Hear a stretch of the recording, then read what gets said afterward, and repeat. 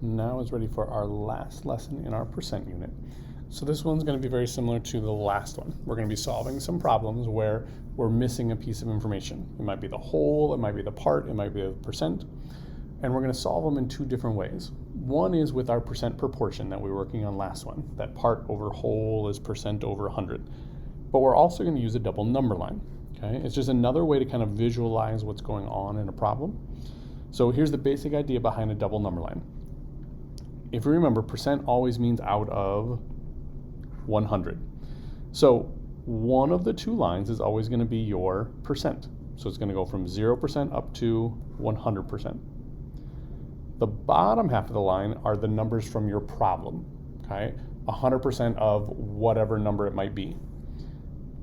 The total, that's what we think of as the whole amount. And then somewhere along the line is going to be your part. So we want to find that part of the whole amount, so that part of the line is how much in comparison to the whole line. So we're going to use percents to kind of match up those two pieces of information. So let's see that in action with example number 1. The problem says Bree scored 90% on her math test. Out of the total possible points in the test, her score was 135. So here's the key. It says out of the total possible points, she got 135, meaning she didn't get all of it. Okay? She got 135, which was 90%. So those two pieces of information, 90% is the same as the 135 points. Those two things are equal to each other.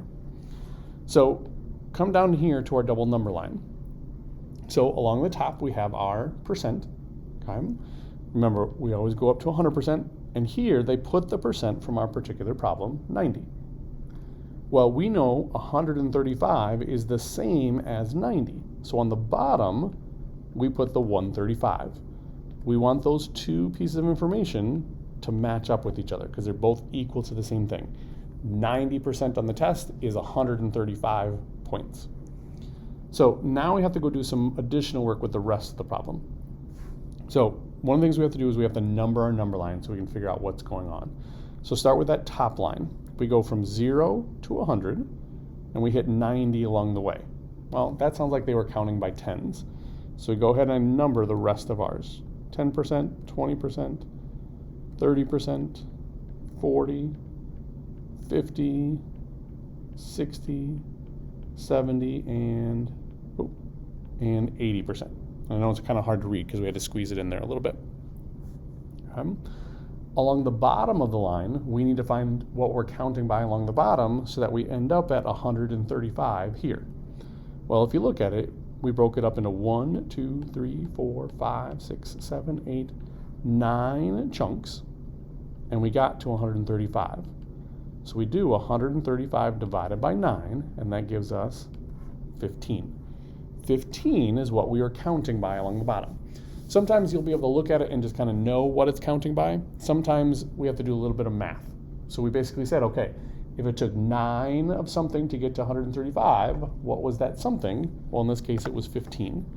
So I'm counting by 15s along the bottom.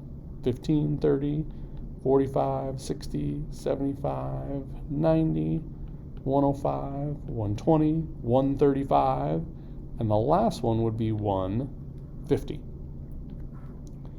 Well, let's go back to our question. It says, how many points were possible on the test? Well, 100% is all of the test. So how much was all of the test? 150 points. So that's how we use a double number line to help us figure that out. Now, we can also solve it using our percent proportion. Okay? We have our part over the whole equals our percent over 100. So we set up our proportion, and we try to pull out the necessary information. So look back at the original problem. It said we have 90%. So 90 goes over 100. And it says, of what number is 135? Remember, 135 was her score. She didn't get all of the points. She just got some of the points. So 135 is the part. We want to know the whole amount. Well, if you remember back to the other day's lesson, we multiply along the diagonal and then divide by the leftover number, and we would get x is equal to 150 points. So we get the exact same answer. We get the same answer, either method, just two different ways of getting to that answer. So let's see a couple of these with our double number line here. Okay? So it says 21 is 70% of what number? So I always start with my percent. I want a 70%. Well, I need to kind of number my number line so it matches up. So I'm going to count by tens. So I'm going to kind of divide it as evenly as I can into 10 equal parts, and I'm going to number them. 10%, 20%, 30%, 40, 50, 60, 70, 80, and 90. So I number with my percent first. Okay? And just try to do it as evenly as you can. It doesn't have to be perfect, but it should be pretty close. And then it says 21 is 70%. That means the 21 is equal to my 70%. So under my 70%, I'm going to write my 21. So I match those two pieces up. I want to know of what number, meaning I want to know that total amount. So 21 is 70% of what bigger number? Well, look along the bottom. So far I've got 1, 2, 3, 4, 5, 6, 7 chunks that got me to 21. So think of 7 of what number would help me count to 21? Well, 21 broken up into 7 chunks is 3. So I must have been counting by 3. So I have 3, 6, 9, 12, 15, 18, 21, 24, 27, and 30. Okay? I wanted to know that total amount. That total amount was 30. Let's see if we got the same thing with our percent proportion. It said 21 is, so that means 21 is my part. 70% is my percent, so it goes over 100, and I want to know that missing number. Well, I multiply 21 times 100 divided by 70, and guess what x is equal to? It's equal to 30. So I get the same thing no matter what. All right, next two. These have already been set up for us, so they'll go a little bit quicker. So it says 40% of what number is 80? So it says the 40 and the 80 go together.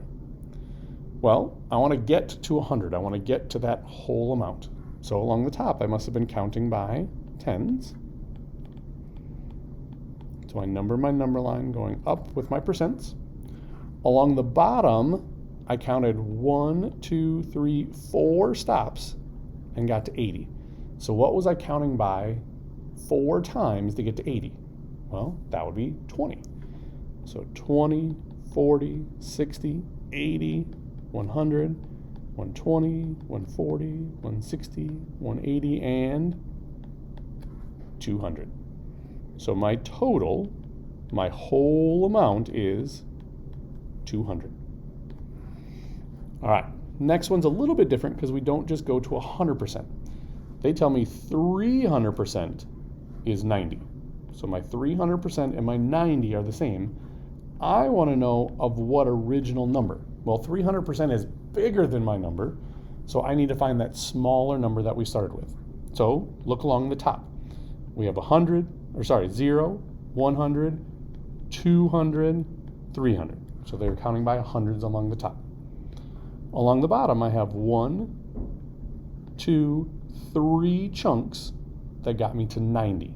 So what was I counting by that 3 of them would get me to 90? Well, I must have been counting by 30s. So 30, 60, 90. Okay, so I've numbered both parts of my number line. And then in this case, my answer is, what's my 100%? Well, 100% is 30. So my total is equal to 30. So if I started with 30 of something, 300% of that, so timesing it by 3, got me to my 90. All right, So the last part for today is going to be focusing on the percent proportion. So we talked about the double number line. Now we're going to talk about our proportion because it can solve those same problems. So we always start with our proportion and our 100. And then the key is figuring out what pieces of information do I have.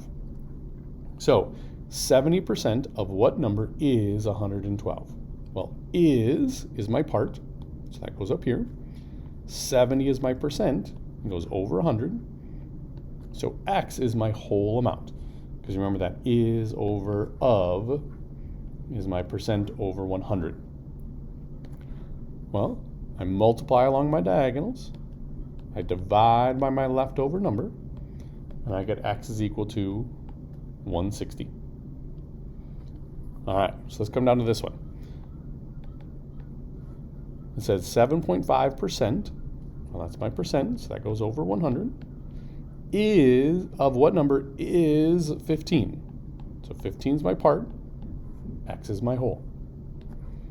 So I multiply along my diagonals, I divide by my leftover number, and I get x is equal to 200.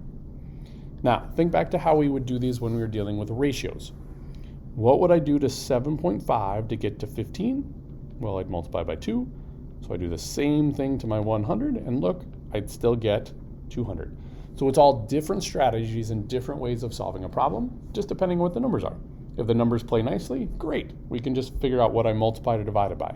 If not, that's where I can multiply along my diagonal. So I want you to pause, and I want you to try this last one for yourself. Think about where is each number going to go, and then how am I going to solve it. When you're ready, hit play, and then we'll check our answers together. All right, so I see 35%. So that means 35 goes over the 100.